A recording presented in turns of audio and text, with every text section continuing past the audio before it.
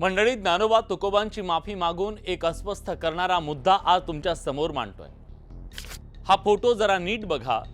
हातात पिस्तूल रोखलेला हा माणूस कुठला गुंड, टोळीचा डॉन किंवा अंडरवर्ल्डचा शूटर नाहीये। हा आहे कथित महाराज। अंगावर वारकऱ्यांचा पांढरा अंगरखा, कमरेला धोतर आणि कपाळावर गंध, आणि हातात काय? बंदूक। एवढंच नाही तर त्याच्या चेल्यांकडेही पिस्तुलांसोबतचे व्हिडिओ सोशल मीडियावर व्हायरल होत आहेत। लातूर जिल्ह्यात पिस्तुल्या महाराज म्हणून ओळखल्या जाणाऱ्या या व्यक्तीचं खरं नाव किशोर शिवणीकर आहे।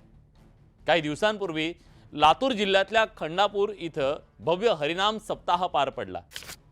दावा करण्यात येतोय की संत ज्ञानेश्वर महाराज, संत नामदेव महाराज, संत जनाबाई यांच्यासह 7 संतांच्या मूळ पादुका आणण्यात आल्या।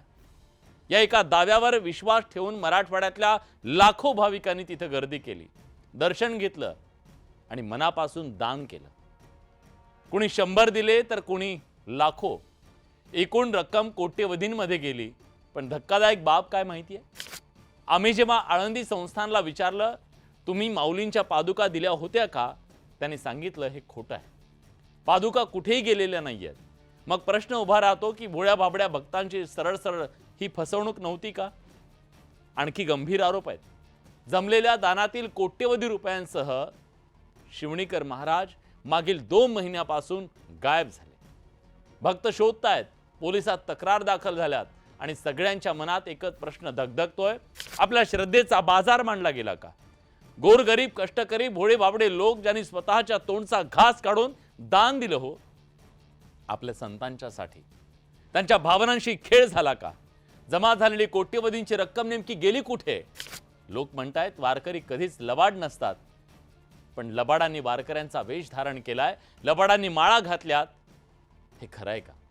हा प्रश्न केवळ एका व्यक्तीपुरता मर्यादित नाहीये। हा संपूर्ण वारकरी संप्रदायावर डाग लावण्याचा हा प्रकार नाहीये का? खऱ्या भक्तीच्या परंपरेत चुकीच्या लोकांची ही घुसखोरी झालीये का? काही मोजक्या लोकांच्या कृत्यामुळे काही शतकांची पवित्र परंपरा बदनाम होतीये का? देव, धर्म आणि संत परंपरेचा मुखवटा घालून जर श्रद्धेचा बाजार मांडला जात असेल तर तो ओळखणं आणि त्याला प्रश्न विचारणं ही खरी भक्ती आहे। कारण आता वेळ आली आहे डोळे उघडून बघण्याची आणि प्रश्न विचारण्याची।